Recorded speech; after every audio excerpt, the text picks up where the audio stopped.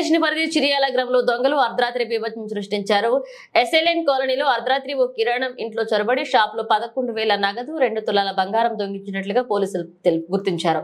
ఇంటి యాజమాన్య కుటుంబంతో ఊరికి వెళ్లడంతో దొంగతనం జరిగినట్లుగా ఆలస్యంగా గుర్తించారు.